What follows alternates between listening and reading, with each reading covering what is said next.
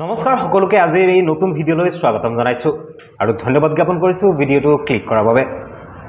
ইতিমধ্যে অসমৰ যি 14টাকৈ লোকসভা সমষ্টিৰ আসন এই 14টাকৈ সমষ্টিৰ নিৰ্বাচন সমাপ্ত হৈছে। অসমত ক্ৰমে 3টা পৰ্যায়ত অনুষ্ঠিত হৈছে লোকসভা নিৰ্বাচনৰ ভোট গ্ৰহণ। প্ৰথম পৰ্যায়ত 5টা, দ্বিতীয় পৰ্যায়ত 5টা আৰু তৃতীয় পৰ্যায়ত 4টা লোকসভা সমষ্টিত অসমৰ 14টাকৈ লোকসভা সমষ্টিৰ কাৰণে ভোট গ্ৰহণ অনুষ্ঠিত হৈছে। আৰু এইবাৰ অসমৰ লোকসভা যি নিৰ্বাচন আছিল সেই নিৰ্বাচনত কেইবাটাও সমষ্টি বিশেষভাৱে চৰ্চাত আছিল। তাৰ ভিতৰত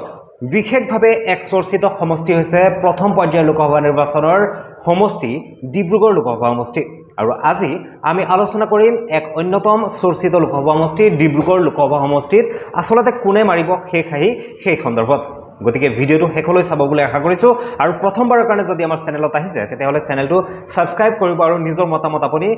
কমেণ্টত প্ৰকাশ কৰিব পাৰে। হয়তো আমাৰ এই বিশ্লেষণ আপোনাৰ মতামতৰ সৈতে নিমিলিব পাৰে, সেয়াও যদি হয় বা আপুনিও যদি কি ভাবে সেয়াও আপুনি কমেণ্টত জনাব পাৰে। গতিকে আহক আজিৰ আলোচনাটো আৰম্ভ কৰোঁ। ডিব্ৰুগড় লোকসভা সমষ্টিত কোনে মাৰিব অসমৰ 14টাকৈ লোকসভা সমষ্টিৰ ভিতৰত প্ৰথম পৰ্যায়ৰ যি ভোট গ্ৰহণ হৈছিল 19 এপ্ৰিল তাৰিখে আৰু 19 এপ্ৰিল তাৰিখে অসমৰ যি 5টা লোকসভা সমষ্টিত ভোট গ্ৰহণ হৈছিল তাৰ ভিতৰত আছিল ডিব্ৰুগড় লোকসভা সমষ্টি। আৰু অসমৰ যি 14টাকৈ লোকসভা সমষ্টি আছিল ইয়াৰ ভিতৰত আটাইতকৈ কম প্ৰাৰ্থী আছিল ডিব্ৰুগড় লোকসভা সমষ্টিত। ডিব্ৰুগড় লোকসভা সমষ্টিত কেৱল মাত্ৰ 3জন প্ৰাৰ্থী আছিল, ইয়াতে কোনো নিৰ্দলীয় কোনো প্ৰাৰ্থী নাছিল। ডিব্ৰুগড় লোকসভা সমষ্টিত প্ৰতিদ্বন্দ্বিতা কৰিছিল বিজেপি দলৰ হৈ কেন্দ্ৰীয় মন্ত্ৰী তথা অসমৰ প্ৰাক্তন মুখ্যমন্ত্ৰী সৰ্বানন্দ সোণোৱাল, অসম জাতীয় পৰিষদৰ প্ৰাৰ্থী তথা বিৰোধী ঐক্যৰ প্ৰাৰ্থী লুৰিণজ্যোতি গগৈ আৰু আম আদমি পাৰ্টিৰ প্ৰাৰ্থী মনোজ ধানোৱাৰ। এতিয়া আহিছোঁ কিছু সংখ্যালৈ। ডিব্ৰুগড় লোকসভা সমষ্টিত সৰ্বমুঠ ভোটাৰ আছে, মই কিছু তথ্য আপোনালোকক জনাই ল'ব বিচাৰিছোঁ। ডিব্ৰুগড় লোকসভা সমষ্টিত সৰ্বমুঠ ভোটাৰৰ সংখ্যা হৈছে 16,50,706 গৰাকী ভোটাৰ। এইবাৰ যি ভোট গ্ৰহণ হৈ গ'ল 19 এপ্ৰিল তাৰিখে হৈ যোৱা ভোটত ডিব্ৰুগড় লোকসভা সমষ্টিত ভোটদানৰ হাৰ হৈছে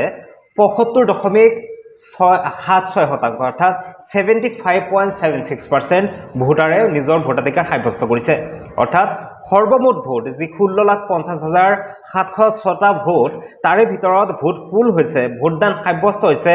12,50,774টা ভোট এইবাৰ ডিব্ৰুগড় লোকসভা সমষ্টিত পুল হৈছে, যি 75% ভোট পুল হৈছে। এতিয়া আহিছোঁ কোন জিকিব, ইয়াক লৈ যথেষ্ট জল্পনা কল্পনা চলি আছে। সকলোৱে কিন্তু একমুখে কৈ আছে যে, বহুতো বিশ্লেষকে কৈ আছে বা বিজেপি দলেও দাবী কৰি আছে যে সৰ্বানন্দ সোণোৱাল এই যুঁজত জিকিব।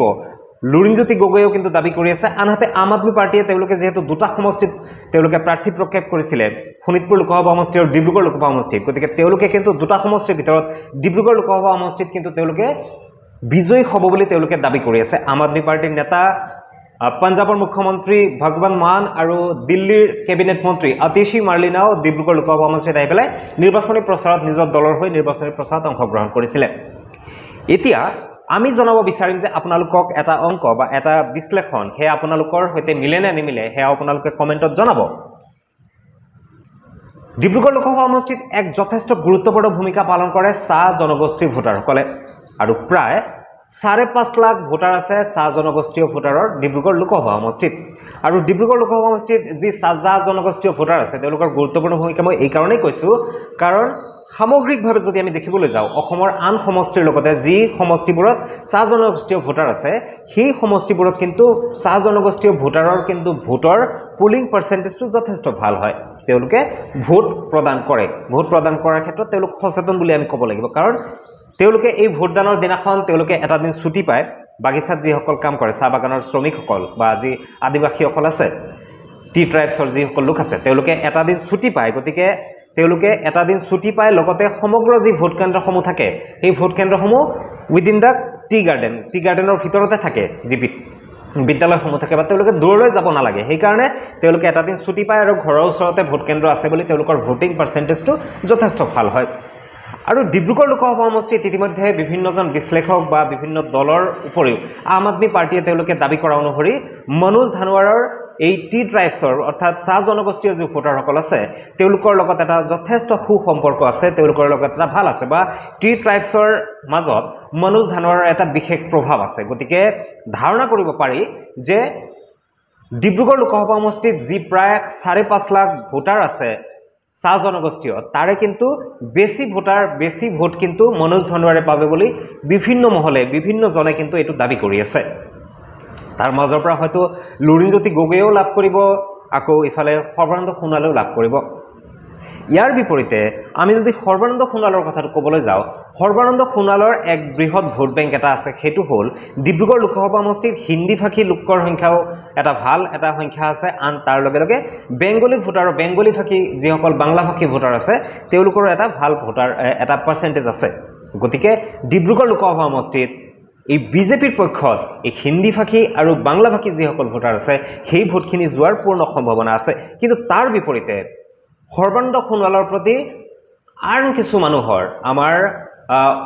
যিসকল অসমীয়া ভাষী যিসকল মানুহ আছে তেওঁলোকৰ এটা ক্ষোভ আছে ক্ষোভটো এইটো কাৰণেই আছে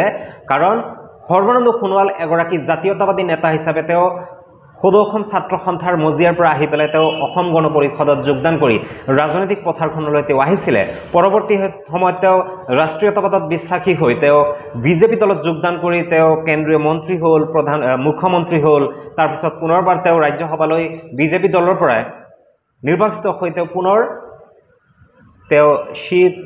আয়ুষ এণ্ড পোৰ্ট ডিপাৰ্টমেণ্টৰ তেওঁ মন্ত্ৰী হ'ল কিন্তু তেওঁ যদি বাংলা ভাষী আৰু হিন্দী ভাষী ভোটখিনিও পায় তাৰ বিপৰীতে কিন্তু অসমীয়া ভাষী ভোটাৰখিনি তেওঁলোকৰ ওপৰত ক্ষোভ বুলি থকা কাৰণে এই মই কাৰণেই ক'লোঁ কাৰণ সৰ্বানন্দ সোণোৱালে অসম আৰু অসমীয়াৰ যি জাতীয়তাবাদীৰ চেণ্টিমেণ্ট যি ইমোশ্যন সেই জাতীয়তাবাদী ইমোশ্যনক লৈ পেলাই তেওঁ ৰাজনীতিলৈ আহি পৰৱৰ্তী সময়ত কিন্তু অসমত কা বলবৎ কৰাৰ ক্ষেত্ৰত কেন্দ্ৰীয় চৰকাৰে যেনেকুৱা ধৰণে কা বলবৎ কৰিলে আৰু অসমত বিদেশীক সংস্থাপিত কৰাৰ যি এক কথা আলোচিত হৈছে তাৰ বিপৰীতে কিন্তু সৰ্বানন্দ সোণোৱালে এজন জাতীয়তাবাদী নেতা হিচাপে সকলোৱে যিহেতু তেওঁ গ্ৰহণ কৰিছিলে সেই ক্ষেত্ৰত সৰ্বানন্দ সোণোৱালে কিন্তু বিশেষ কোনো মাত মতা এই ক্ষেত্ৰত দেখা যোৱা নাই সেইবাবেই আমাৰ অসমীয়া ভাষী যিসকল ভোটাৰসকল আছে সেই অসমীয়া ভাষী জাতীয়তাবাদী সেন্টিমেন্ট থকা যি ভোটাৰসকল আছে তেওঁলোকৰ কিন্তু সৰ্বানন্দ সোণোৱালৰ প্ৰতি যথেষ্ট এটা ক্ষোভ আছে তাৰ কাৰণে হয়তো সৰ্বানন্দ সোণোৱালে এই ধৰণৰ ভোটখিনি তেওঁ নাপাব তাৰ বিপৰীতে লুৰিণজ্যোতি গগৈ একেই সদৌ অসম ছাত্ৰ সন্থাৰ মজিয়াৰ পৰা এক বলিষ্ঠ কণ্ঠ হিচাপে আগবাঢ়ি আহি পৰৱৰ্তী সময়ত কা আন্দোলন অসমত ভাৰতবৰ্ষৰ ভিতৰত এক বলিষ্ঠ আন্দোলন হোৱা কা আন্দোলনৰ জৰিয়তে পৰৱৰ্তী সময়ত জন্ম লাভ কৰা গঠন হোৱা অসম জাতীয় পৰিষদৰ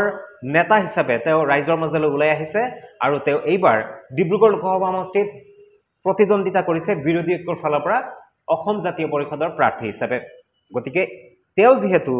এই জাতীয়তাবাদী সেন্টিমেন্টক ধৰি ৰাখিছে তেওঁ যিহেতু কাৰ বিৰুদ্ধে মাত মাতিছে তেওঁ যিহেতু বিদেশী সমস্যাৰ বিৰুদ্ধে মাত মাতিছে হেয়া আসুৰ মঞ্চতে থাকোতে হওক বা বৰ্তমান তেওঁ যি ৰাজনৈতিক মঞ্চত আছে তাতে থাকিয়ে হওক তেওঁ কিন্তু মাত মাতি গৈছে এনে ক্ষেত্ৰত কিন্তু লুৰিণজ্যোতি গগৈৰ পক্ষত অসমীয়া ভাষী যিসকল ভোটাৰ আছে সেইসকল ভোটাৰে এগৰাকী উদীয়মান নেতা এগৰাকী উঠি অহা প্ৰজন্মৰ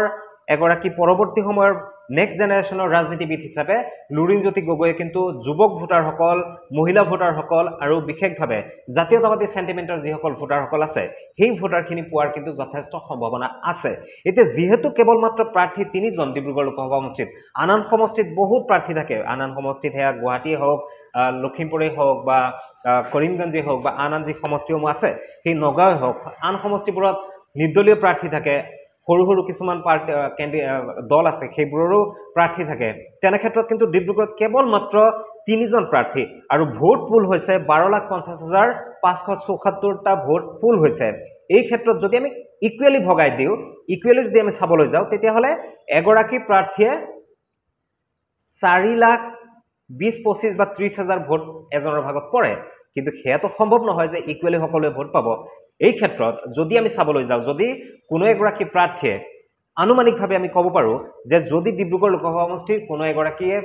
এগৰাকী প্ৰাৰ্থীয়ে যদি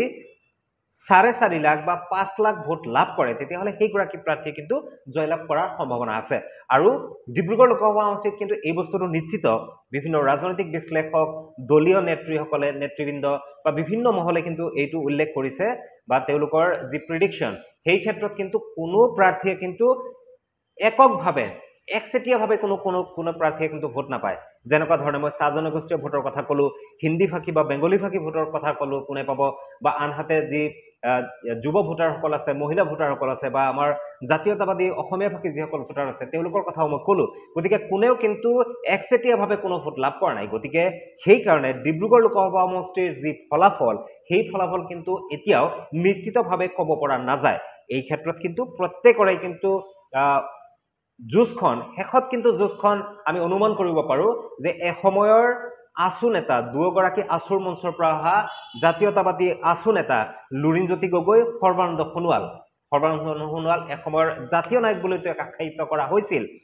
কিন্তু পৰৱৰ্তী সময়ত ৰাষ্ট্ৰীয়তাবাদীত বিশ্বাস কৰি তেওঁ যেনেকুৱা ধৰণে ৰাষ্ট্ৰীয়তাবাদীত বিলীন হৈ গ'ল সেই ক্ষেত্ৰত লুৰিণজ্যোতি গগৈৰো কিন্তু এটা যথেষ্ট সম্ভাৱনা নথকা নহয় এই ক্ষেত্ৰত যেহেতু গৌৰৱ গগৈয়ে হওক বা